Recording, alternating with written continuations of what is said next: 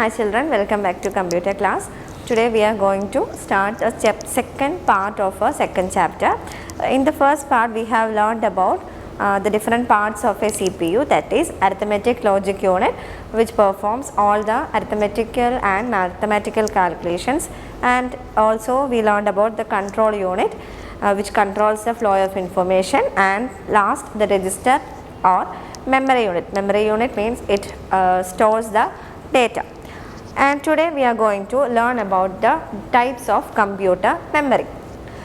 The CPU reads data from storage units inside or outside the computer. Then it processes the data into information and directs it to the output devices for storage.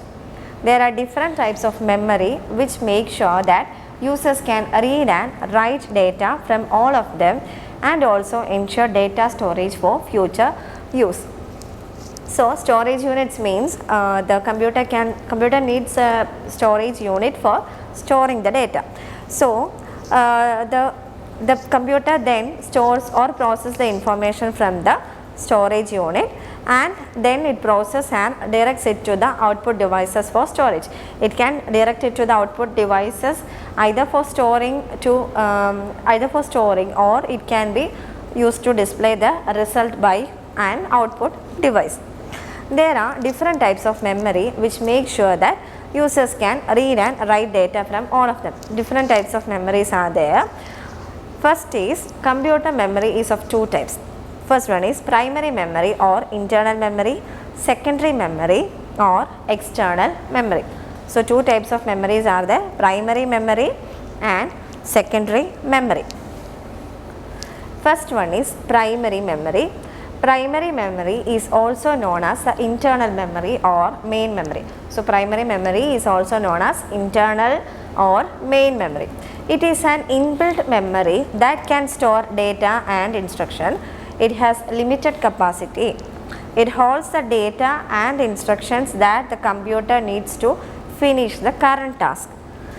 So primary memory means it is also known as internal memory and or main memory. It is an inbuilt memory, that means the primary memory is inbuilt in the CPU and it can store data and instruction. Primary memory is for holding data and instruction, and it is an inbuilt memory. It has only limited capacity, that means it can't store many data, it stores only limited data. It holds the data and instructions that the computer needs to finish the current task. If computer is doing a task and the primary memory holds only the data needed to finish the current task. Primary memory is of two types, RAM and ROM. First one is RAM. RAM means random access memory. Random access memory, RAM, can store data or instructions for as long as the computer is on. That means we can process the data from RAM even as long as the computer is on. The moment that the computer is switched off, the data on this memory is lost. Whenever we switch off our computer, the memories inside the RAM will be lost. So RAM can store the data only temporarily. That means whenever we switch off our computer, the data will be lost. That means it stores only data temporarily. It is also called volatile memory. Volatile memory. So random access memory, RAM, is also known as volatile memory because it stores the data temporarily. RAM can be directly accessed by the CPU. The data can be read from the RAM and be written on it. RAM is a read-write memory. So RAM can be accessed directly by the CPU. So CPU accesses the data in the RAM directly, and we can also read and write on the RAM. That means we can read and write data to the RAM. So it is read and write memory.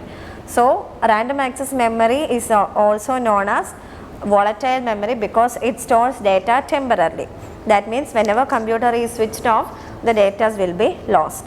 And it can also store, we can also read and write data on a RAM, that is read-write memory. It is also known as read-write memory. Whenever we open or load a file on the computer, it is loaded in the computer's temporary memory. Storing data on RAM makes it easier for the CPU to access information.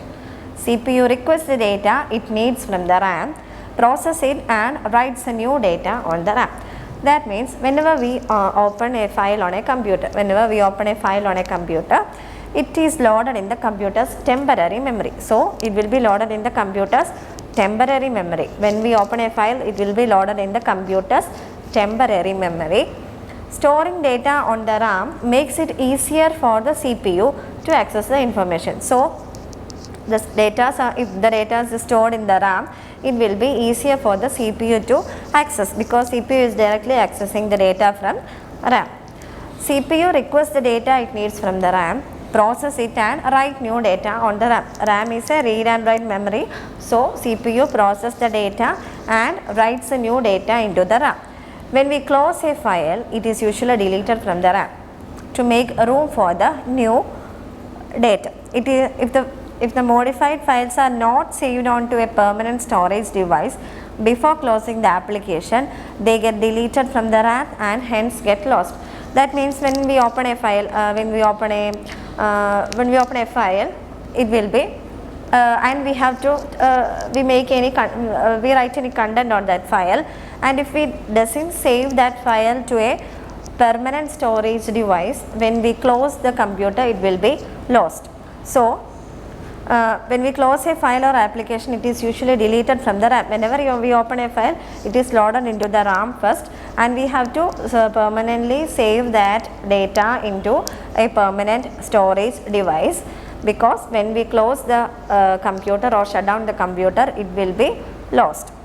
So data is exchanged between CPU and RAM millions of times in a second in modern computers.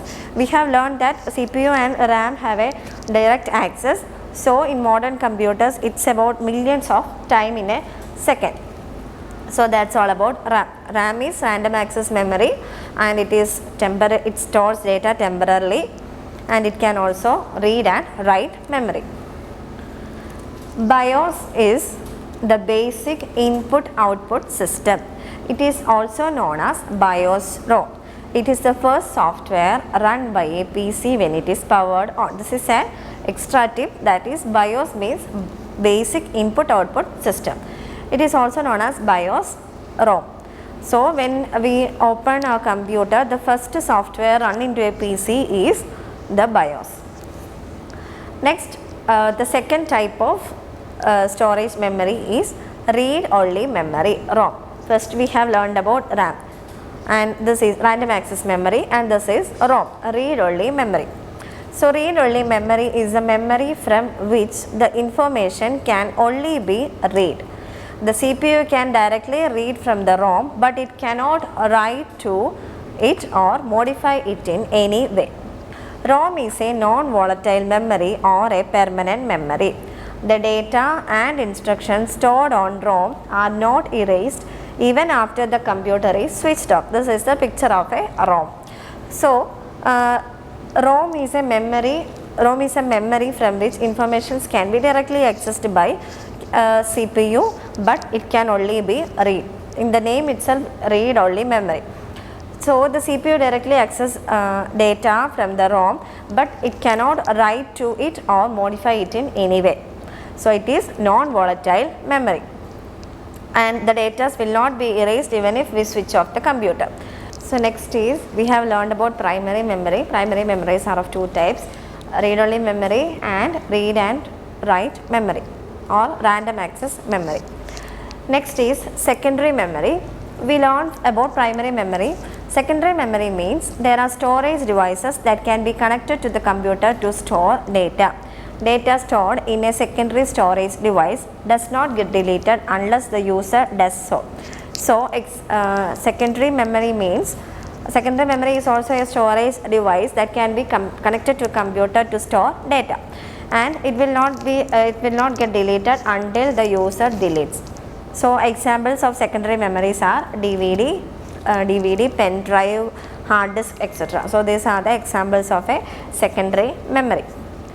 And overall today we have learned about the different types of computer memory. First one is primary memory, second one is secondary memory. Primary memory means two types are there, RAM and ROM. RAM means random access memory, ROM means read-only memory. RAM we have learned that it is known as volatile memory and we can read and write into it. ROM means non-volatile, we can only read. And secondary memory means it stores the data in a computer. It is a storage device that can use to store data. Examples are CD, DVD, pen drive and hard disk. The data will not get deleted until the user does. So we have come to the end of our second chapter. Do the exercises in your textbook. Answers will be given later in your PDF. So go through the textbook 2-3 times. Let us meet in the interactive session. Thank you. Have a nice day.